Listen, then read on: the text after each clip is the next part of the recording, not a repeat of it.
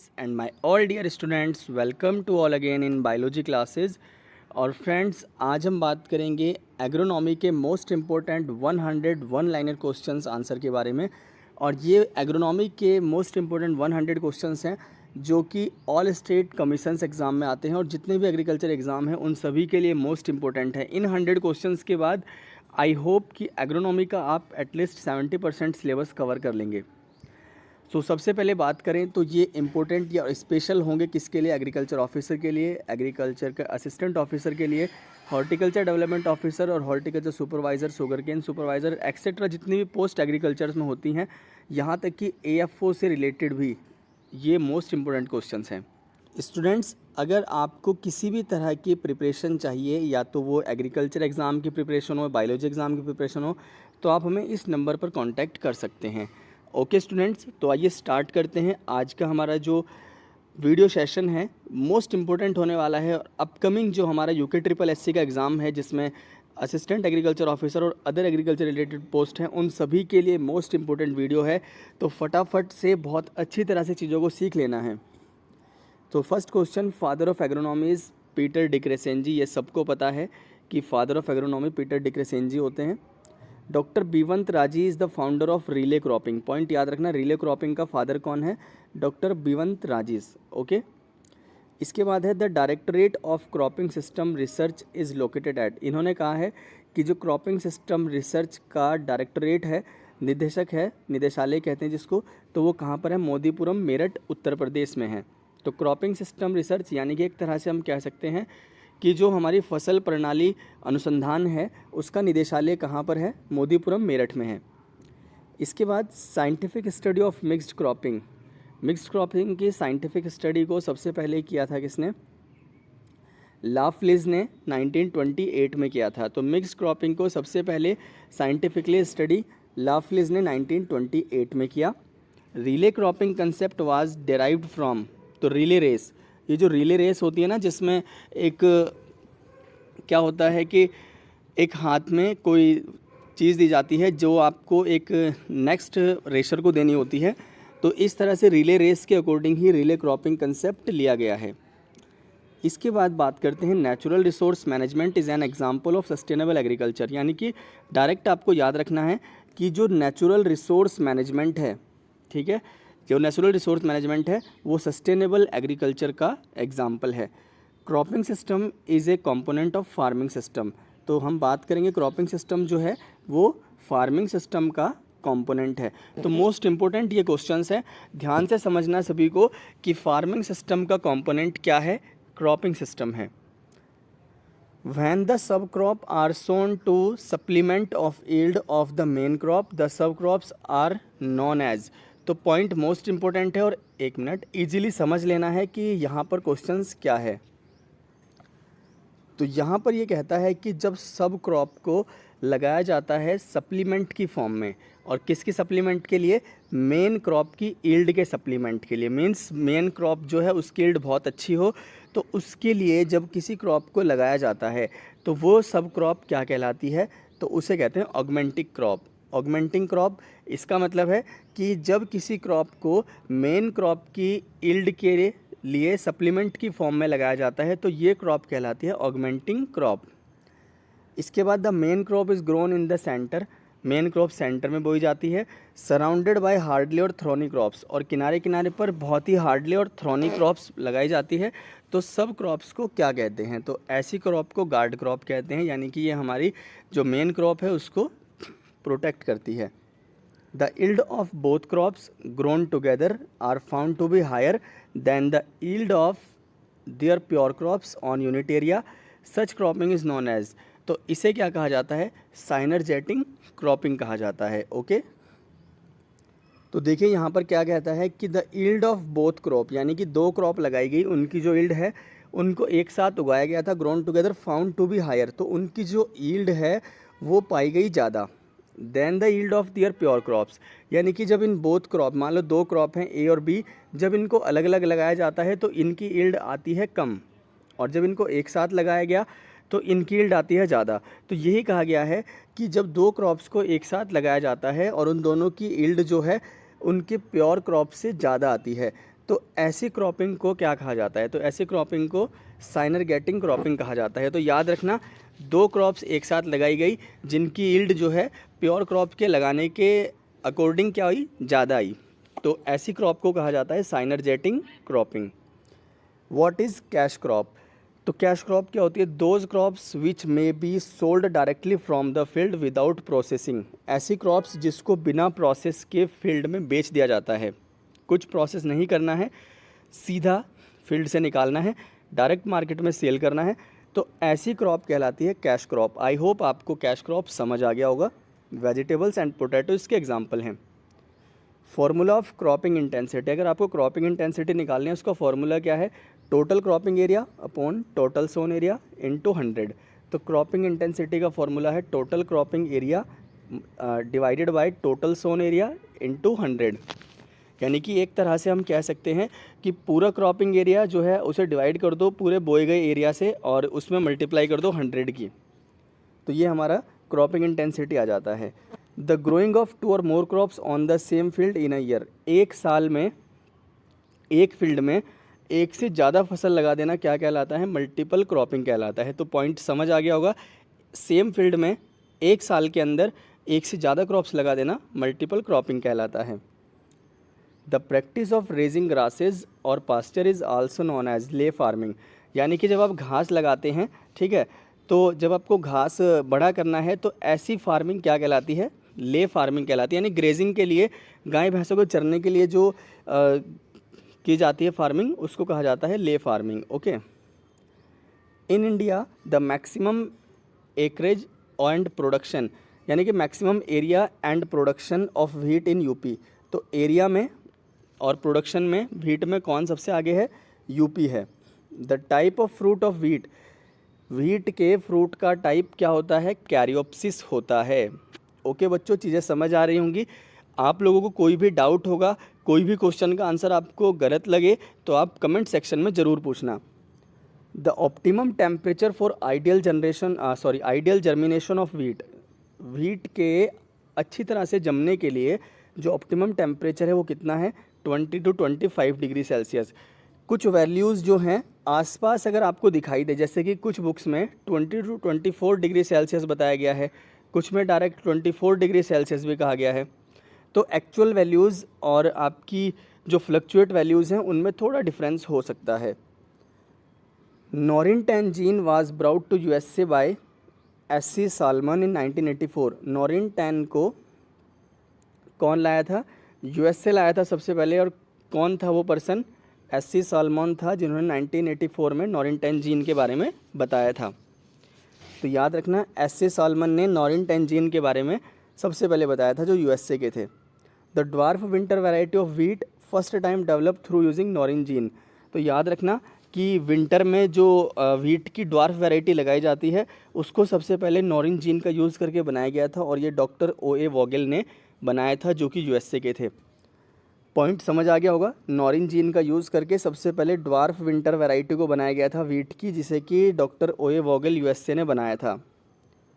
Triple gene dwarf variety are released in 1970। Triple gene यानी कि 3 gene इसके अंदर हैं और ये एक ड्वार्फ वैरायटी है। Triple gene dwarf variety of wheat, तो ये व्हीट की ट्रिपल जीन ड्वार्फ वैरायटी है जो 1970 में रिलीज़ की गई थी।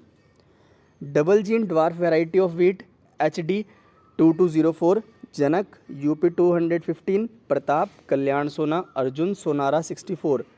तो ये हमारी डबल ड्वार्फ वैरायटी हैं। Single gene dwarf variety of gene की अगर बात करें तो single gene dwarf variety of wheat की कौन कौन सी हैं? सोनालिका, गिरिजा, UP 262, W1 711, लर्मा रोज़ा 64A। मोस्ट इम्पोर्टेंट है, एग्ज़ाम में आती है। सोनालिका एग्ज़ाम में आती है, सोनारा 64 आती है, कल्याण सोना आती है, प्रताप आती है, HD 2204 ये एग्ज़ाम में आने वाली वेराइटीज़ हैं। The protein found in wheat flour which is helpful for chapati making. ऐसा एक प्रोटीन बताओ जो व्हीट में पाया जाता है और जो चपाती मेकिंग में हेल्प करता है। तो ग्लूटेन प्रोटीन है। Central zigzag axis of wheat is called rachis. तो इसका मतलब है कि जब आप एक्सिस को देखते हो व्हीट के जो ऊपर जो बाली होती है गेहूं की, तो उसका जो अरेंजमेंट है उसको क्या कहा जाता है, तो वो रैकिस होता है, ठीक है। तो याद रखना फ्रूट ऑफ व्हीट तो है कैरियोप्सिस, और जो जिगजैग एक्सिस आपको दिखाई देता है व्हीट की जो बाली होती है उसको कहा जाता है rachis. Mexican dwarf variety wheat was evolved by doctor N.E. Borlaug.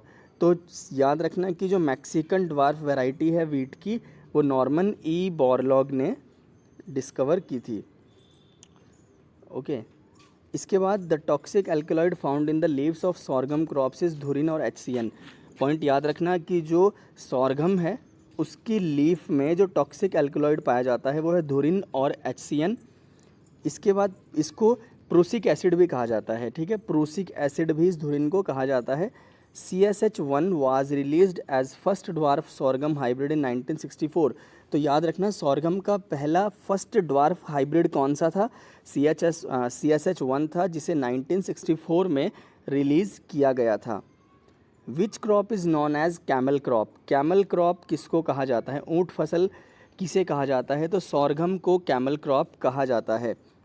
Native of jowar is Africa. तो याद रखना ज्वार जो है उसका जो नेटिव है वो अफ्रीका है। अफ्रीका में 2 कंट्री बताई गई, इथोपिया एंड सूडान। इसके बाद the maximum area and production of jowar is in Maharashtra. India की बात करें तो मैक्सिमम एरिया और प्रोडक्शन ज्वार का क्या है, महाराष्ट्र है। Jowar is poor in lysine but rich in. याद रखना कि जो ज्वार है उसमें लाइसिन कम होता है और रिच ज़्यादा क्या होता है, ल्यूसिन। लाइसिन और ल्यूसिन दोनों एमिनो एसिड्स होते हैं जिनसे प्रोटीन का फॉर्मेशन होता है। तो ल्यूसिन ज्वार में ज़्यादा है, लाइसिन कम है, वाई वाला कम है और EU वाला ज़्यादा है, ठीक है। The inflorescence of jowar is called as. जो पुष्पक्रम होता है, जो फूल लगा होता है ज्वार पे ऊपर, उसको क्या कहा जाता है, तो उसको पैनिकल कहा जाता है। First hybrid variety of bajra is HB1।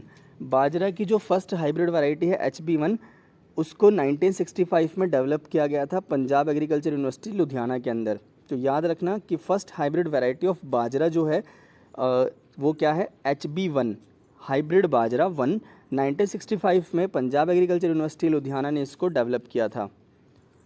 Protein content in bajra is 11 to 12%। बाजरा का जो प्रोटीन कंटेंट है बच्चों वो 11 से 12% है। Origin of bajra is Africa. Bajra का ओरिजिन अफ्रीका है। Bajra is sensitive to. जो बाजरा है वो किसका सेंसिटिव है, water logging and acidic soil. याद रखना वाटर लॉगिंग और एसिडिक सॉइल के लिए बाजरा जो है सेंसिटिव है, यानी कि ये एक तरह से ड्रॉट क्रॉप मानी जाती है, सूखा को सहने वाली फसल होती है बाजरा।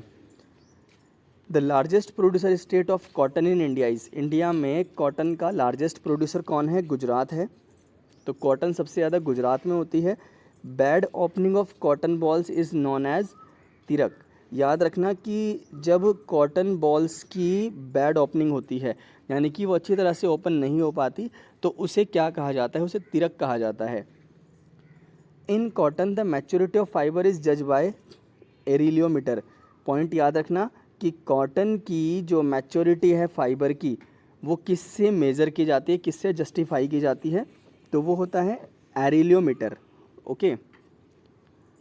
H777 is the cultivar of BT cotton. याद रखना कि जो H777 है वो BT कॉटन का एक कल्टीवर है, मींस BT कॉटन क्रॉप की जो वैरायटी है वो H777 है जिसको खेत में लगाया जाता है। स्टूडेंट्स इसके बाद बात करते हैं क्वेश्चन नंबर 41 की। हाइब्रिड 4, पॉइंट याद रखना hybrid 4 is the first hybrid commercial cotton. तो ये पहली हाइब्रिड कमर्शियल कॉटन है, ठीक है, कब की, वर्ल्ड की। तो याद रखना वर्ल्ड की first hybrid commercial cotton hybrid 4 को डेवलप किया था डॉक्टर CT पटेल ने 1970 में। पॉइंट आपको याद रहेगा, हाइब्रिड 4 पहली हाइब्रिड कमर्शियल कॉटन है जिसको वर्ल्ड में सबसे पहले डेवलप किया था डॉक्टर CT पटेल ने 1970 में। तो CT Patel first hybrid cotton से रिलेटेड हैं। The leaves of cotton becomes reddish in colour due to decrease nutrient uptake and moisture. Point याद रखना कि जो कॉटन की जो लीव्स होती हैं, यानी कि हमारी जो कॉटन है, रुई है, उसकी जो पत्तियां होती हैं वो लाल रंग की हो जाती हैं। क्यों? क्योंकि न्यूट्रेंट अपटेक घट जाता है और मॉइस्चर भी घट जाता है। तो नमी में कमी की वजह से नमी कम हो जाती है और जो पोषण लेने की जो कैपेसिटी है वो भी कम हो जाती है। तो पोषण पूरी तरह से ना ले पाना और नमी का वहाँ पर कम हो जाना, इसकी वजह से क्या होता है, कॉटन की लीफ रेड कलर की हो जाती है। तो पॉइंट आपको याद रहेगा, कॉटन प्लांट की लीफ रेड कलर की हो जाती है क्योंकि उसके आसपास जो है मॉइस्चर की कमी हो जाती है और न्यूट्रेंट अपटेक उसका कम हो जाता है, यानी कि वो न्यूट्रेंट अच्छी तरह से नहीं ले पाती। इसके बाद बात करते हैं DRIS कंसेप्ट गिवन बाय ब्यूफिल्स। देखो पॉइंट इंपॉर्टेंट है, DRIS कंसेप्ट ब्यूफिल्स ने दिया था और ये DRIS का क्वेश्चन बहुत एग्जाम में आता है। ओके, तो DRIS कंसेप्ट जो है वो ब्यूफिल्स ने दिया था। Cotton belongs to Malvaceae family, ये कॉमन है, कॉटन की फैमिली मालवेसी है, अगर क्वेश्चन आए तो लगा देना मालवेसी आंसर है। Intra specific hybrid of cotton is hybrid 6। Point याद रखना, intra specific hybrid of cotton, cotton का इंट्रा स्पेसिफिक, इंट्रा मतलब सेम वैरायटी के बीच में जब क्रॉस कराया जाएगा तो वो इंट्रा होगा और डिफरेंट वैरायटी के बीच में जब क्रॉस कराया जाएगा तो वो इंटर स्पेसिफिक होगा। तो इंट्रा स्पेसिफिक मतलब सेम हाइब्रिड के बीच, सॉरी सेम वैरायटी के बीच में क्रॉस कराया गया जिसको इंट्रा स्पेसिफिक हाइब्रिड कहा जाता है। तो जब ऐसे एक बार आप जनरली सुन लीजिए, जब दो सेम वैरायटी के बीच क्रॉस कराकर कोई हाइब्रिड बनाया जाता है तो उस हाइब्रिड को इंट्रा स्पेसिफिक हाइब्रिड कहा जाता है। और तो एग्जाम्पल हैं, एक मिनट, एग्जाम्पल हैं इंट्रा स्पेसिफिक हाइब्रिड कॉटन के हाइब्रिड 6 सविता एंड सूर्या। देखिए इसके बाद दिया गया है इंटर स्पेसिफिक हाइब्रिड, यानी कि दो डिफरेंट वैरायटी के बीच में क्रॉस करा के हाइब्रिड को बनाया गया है, तो ये इंटर स्पेसिफिक हाइब्रिड कहलाता है। इसके एग्जाम्पल हैं वारालक्ष्मी DCH32 and HB 224 etcetera.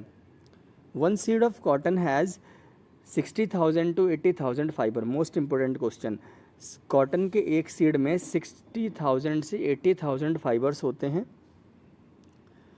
Ginning percentage equal to weight of lint upon weight of seed cotton taken for ginning into 100।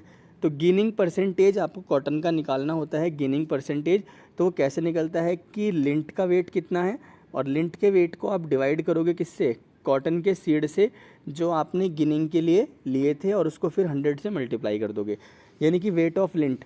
Wait of lint का मतलब है कि एक तरह से आपको जनरली समझना है पॉइंट। ओके, तो ऐसे आपको सीखना है। देखो गिनिंग परसेंटेज यानी कि एक तरह से कॉटन के सीड से कॉटन को रिमूव करना गिनिंग कहलाता है। पॉइंट याद हो जाएगा, कॉटन के सीड से जब आप कॉटन रिमूव करते हो तो उसे गिनिंग कहते हैं। तो गिनिंग परसेंटेज कैसे निकलता है, wait of lint.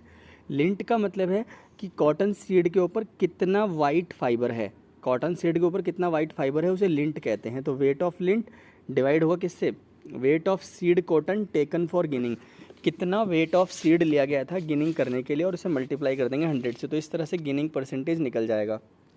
The removal of lower leaves which comes in contact with soil and loss their commercial value is known as priming process. Point याद रखना, प्राइमिंग प्रोसेस क्या होती है, प्राइमिंग प्रोसेस में हम प्लांट्स की लोअर लीव्स को remove कर देते हैं जो सॉयल के कांटेक्ट में आती है, ठीक है, और इसकी वजह से कमर्शियल वैल्यू जो है वो घट जाती है।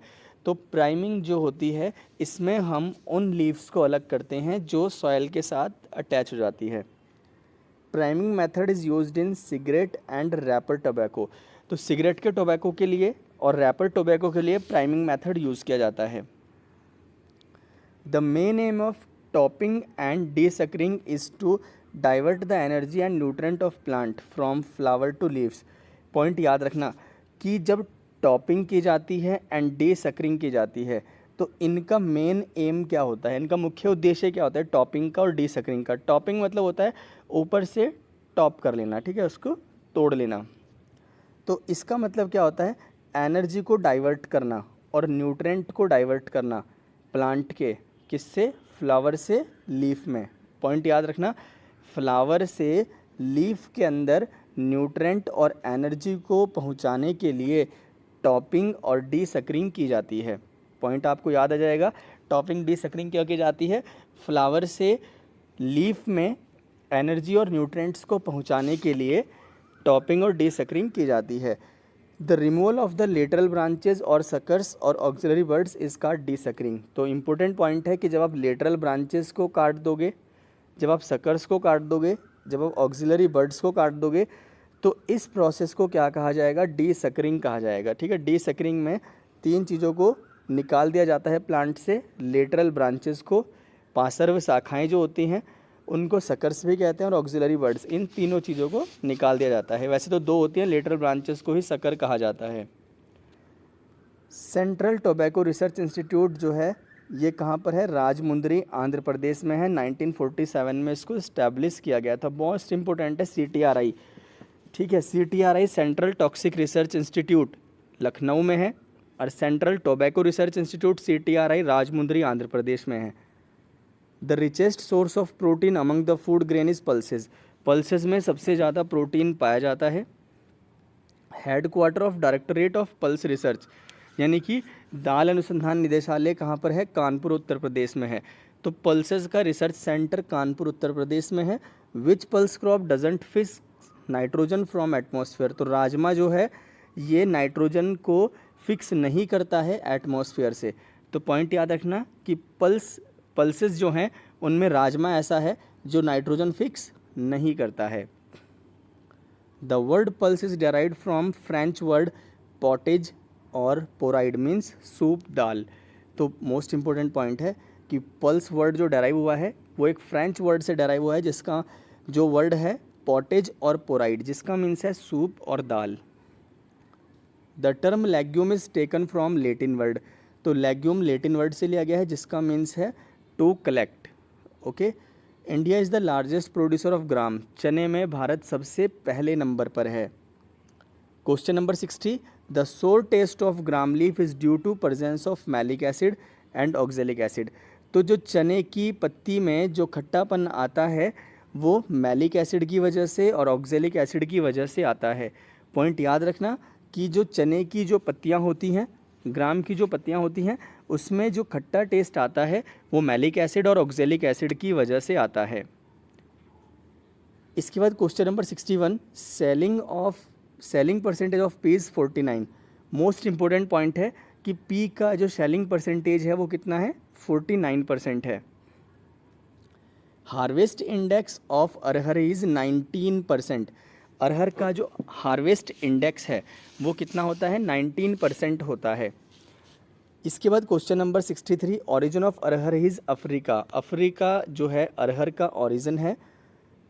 Queen of cereals is called maize. Common question है, पेपर में आने के चांसेस होते हैं। The composite cultivars of maize are Kisan, Jawahar, अंबर, विजय, सोना, विक्रम। पॉइंट याद रखना कि जो मेज़ के कल्टीवर्स हैं वो हैं किसान, जवाहर, अंबर, विजय, सोना, विक्रम। इनको लगाया जाता है मेज़ के लिए। मेज जो है एक C4 प्लांट है। मेज़ जो है एक C4 प्लांट है। In India the rank first state in area and production of maize is UP. तो व्हीट में भी यूपी है और मेज़ में भी यूपी है। The maize protein is called zein protein. तो मेज प्रोटीन को जेन प्रोटीन कहा जाता है। Male inflorescence of maize is called. Most important question, ये क्वेश्चन पेपर के लिए मोस्ट इंपॉर्टेंट है कि मेज़ का जो इन्फ्लोरेसेंस है मेल, उसे क्या कहा जाता है? तो उसे टेसल कहा जाता है। तो नर पुष्पक्रम जो है मक्का का, उसको क्या कहा जाता है? उसको टेसल कहा जाता है। Critical stage for water application is maize is tasseling and silking stage. Point याद रखना कि जब मेल और फीमेल जो है इन्फ्लोरेसेंस बनने लगता है, नर और मादा पुष्पक्रम जब बनने लगता है, टेसलिंग एंड सिल्किंग। टेसलिंग होता है मेल और सिल्किंग होता है फीमेल। तो जब मेल और फीमेल दोनों पुष्पक्रम बनने लगते हैं तो उस टाइम जो है मेज़ में, मक्का में पानी देना चाहिए। Which Indian scientist shared world food prize for miracle मेज़? डॉक्टर सुरेंद्र के वसल। याद रखना कि वर्ल्ड फूड प्राइज़ का अवार्ड मेरेकल मेज़ के लिए किसको दिया गया था? इंडियन साइंटिस्ट को, डॉक्टर सुरेंद्र के वसल 2000 में इनको दिया गया। ओरिजिन ऑफ मेज क्या है? मैक्सिको। कॉमन क्वेश्चन है। ऑल इंडिया कोऑर्डिनेट मेज improvement project was started in 1957 and new Delhi. Point याद रखना कि ऑल इंडिया कोऑर्डिनेटेड मेज इम्प्रूवमेंट प्रोजेक्ट, तो मेज मक्का के ऊपर ये एक प्रोजेक्ट था, ऑल इंडिया कोऑर्डिनेटेड मेज इम्प्रूवमेंट प्रोजेक्ट 1957 में न्यू दिल्ली में इसको स्टार्ट किया गया। Double cross technique for hybrid seed production was develop by. Hybrid seed के प्रोडक्शन के लिए डबल क्रॉस टेक्निक को किसने डेवलप किया? अगर किसी को हाइब्रिड सीड बनाना था तो उसके लिए डबल क्रॉस टेक्निक को किसने बताया? D.F. जॉन्स ने 1920 में बताया था। द आइडिया ऑफ हाइब्रिड मेज was first conceived bye E.M. East और G.H. सल इन 1910। मोस्ट इम्पोर्टेंट कर लीजिए, मेज़ का जो हाइब्रिड है तो उसके हाइब्रिड को बनाने के लिए सबसे पहले आइडिया किसने बताया? E.M. ईस्ट और G.H. सल ने 1910 में बताया। The criteria for harvesting of sugar cane, withering of lower leaves, brix 20%, sucrose 15%। Point याद रखना कि जो क्राइटेरिया है शुगर केन की हार्वेस्टिंग का वो क्या है कि withering of lower leaves, brix 20% and sucrose 15%। तब इन कंडीशंस में लोअर लीव्स के साथ ब्रिक्स 20% होना चाहिए, सुक्रोज कंटेंट 15% होना चाहिए। तो इस कंडीशन में आप शुगर केन की हार्वेस्टिंग कर सकते हो। A line planting method of sugar cane is evolved by. एक एलाइन प्लांटिंग मेथड होता है शुगर केन लगाने का, तो यानी कि ये जिसमें आप एलाइन विधि में लगाते हो अभी रीजेंट फ्रो मेथड में, तो इस मेथड को इवॉल्व किया था इलाहाबाद एग्रीकल्चर इंस्टीट्यूट, इलाहाबाद उत्तर प्रदेश में। तो ऐसे याद रखना, a line planting method of sugar cane was developed by Allahabad agriculture institute, Allahabad Uttar Pradesh. Adsali sugar cane is common in Maharashtra. Adsali sugar cane Maharashtra में कॉमन है। Sugar cane is planted in furrow because it reduce lodging. याद रखना कि शुगर केन को furrow में से लगाया जाता है ताकि लॉगिंग जो है वो घट जाए, ठीक है। Inflorescence of sugar cane is generally called arrow और ओपन पैनिकल। तो शुगर केन का जो इन्फ्लोरेसेंस है उसको एरो और पैनिकल कहा जाता है। Sucrose content in cane in 13 to 14%। Sugar cane में जो सुक्रोज कंटेंट होता है वो 13 to 14% होता है। 82 question, sugar from juice is 6 to 10%। Sugar from juice याद रखना, एक तरह से बात करें तो गन्ने का जो जूस होता है उसमें जो शुगर होता है वो 6 to 10% होता है। Hand refractometer reading for sugar cane maturity is 20 BRX value. Most important question है कि हैंड रेफ्रेक्टोमीटर जो है शुगर केन की मैच्योरिटी कैसे पकड़ता है कि अगर ब्रिक्स वैल्यू 20 है तो शुगर केन मैच्योर है, और ये हैंड रेफ्रेक्टोमीटर से जाना जाता है। रेफ्रेक्टोमीटर जो है वो शुगर कंटेंट को नापता है। शुगर केन ब्रीडिंग इंस्टीट्यूट ये कहाँ पर है? कोयम्बटूर में है, क्योंकि आप देखते हो जो भी वैरायटी निकलती है CO के नाम से निकलती है, CO 1 2 4 ऐसे करके, ठीक है। Adsali sugar cane crop mature in 18 month.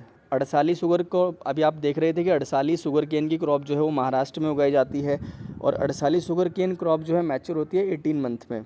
Father of hybrid rice is Yuan Longping. तो हाइब्रिड राइस के फादर युआन लॉन्गपिन हैं। India's first dwarf rice variety release during 1968 was Jaya. तो भारत की पहली ड्वार्फ राइस वैरायटी जया थी जिसको 1968 में रिलीज़ किया गया था।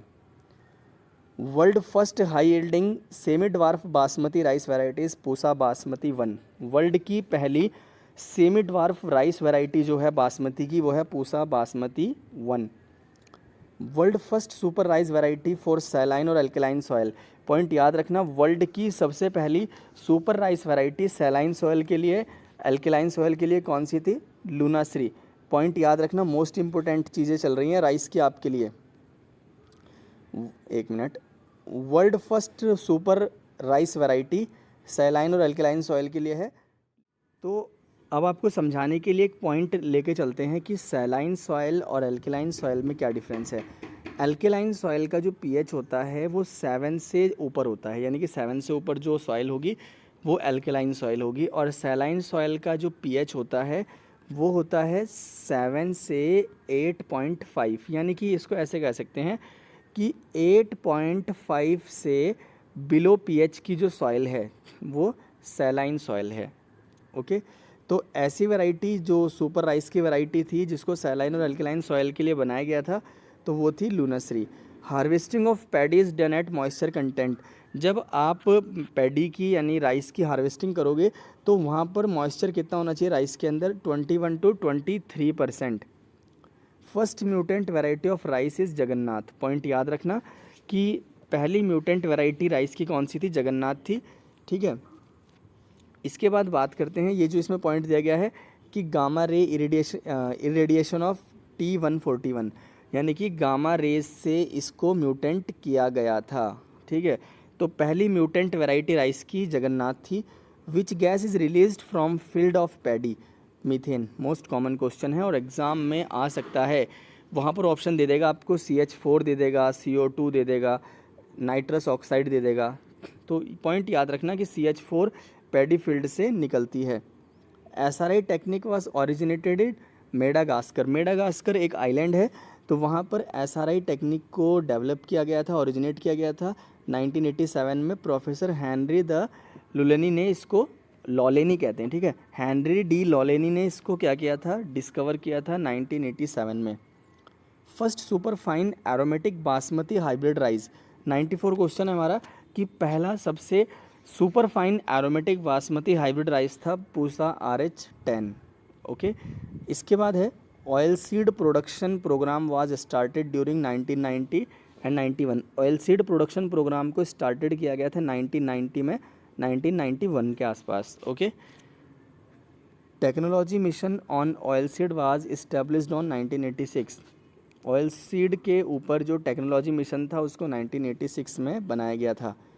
National research centre for groundnut, most important है, NRCG, national research centre for groundnut जो है इस्टेब्लिश है जूनागढ़ गुजरात में। Indian central oil seed committee was established in 1947। आज़ादी के टाइम इसको जो है फ्रीडम के time national central oil seed committee को बनाया गया। All India coordinated project on oil seed was established during 1967। All India coordinated project जो है ऑयल सीड के ऊपर 1967 में बनाया गया। ऊपर हमने all India coordinated project on मेज़ की भी बात की है। Main adulteration in mustard, argemone Mexicana oil. ऐसा क्या कंटेंट है जो मस्टर्ड ऑयल में एडल्ट्रेशन कर देता है, चेंज कर देता है, तो वो है आर्जिमोन मैक्सिकाना ऑयल, ओके। तो ये थे हमारे 100 एग्रोनॉमी क्वेश्चंस, मोस्ट इम्पोर्टेंट सभी क्वेश्चन हैं। तो कैसे लगे आपको हमारे 100 क्वेश्चंस और किस तरह आपने इनको सीखा, हमें कमेंट बॉक्स में ज़रूर बताएं। और इसके बाद हम जो नेक्स्ट वीडियो लेकर आने वाले हैं तो वो हम 100 क्वेश्चंस लेकर आएंगे, किसके ऊपर, हॉर्टिकल्चर के ऊपर, क्योंकि हर जगह से क्वेश्चंस आए हुए हैं। उसके बाद हम एनिमल हस्बेंड्री से 100 वन लाइनर देंगे आपको। तो ये हमारी प्रायोरिटी रहेगी कि आपको ज़्यादा से ज़्यादा स्टडी कंटेंट हम प्रोवाइड करें एग्रीकल्चर एग्ज़ाम्स के लिए। तो फ्रेंड्स सभी कमेंट में बताएं कि क्वेश्चंस कैसे लगे और आप सभी को हमारा आज का वीडियो क्लास कैसा लगा। अगर आप सभी को पसंद आया है, आप सभी को अच्छा लगा है स्टडी करके, तो वीडियो को लाइक करें, चैनल को सब्सक्राइब करें ताकि आने वाले वीडियो के नोटिफिकेशन आप सभी को मिलते रहें। और अपने सभी फ्रेंड्स को शेयर करें, जिन फ्रेंड्स को भी एग्रीकल्चर मटेरियल की नीड है तो उन सभी को ये कंटेंट शेयर करें। साथ ही साथ हमने अपने एग्रीकल्चर चैनल पर एग्रीकल्चर स्टडी प्लेलिस्ट में 6 पार्ट 1 लाइनर क्वेश्चंस के डाले हुए हैं जो जर्नल एग्रीकल्चर से तो आप उन्हें भी देख सकते हैं। ओके फ्रेंड्स, तो मिलते हैं नेक्स्ट वीडियो में जो कि होगी 100 1 liner question on horticulture. Okay, तो bye bye and take care.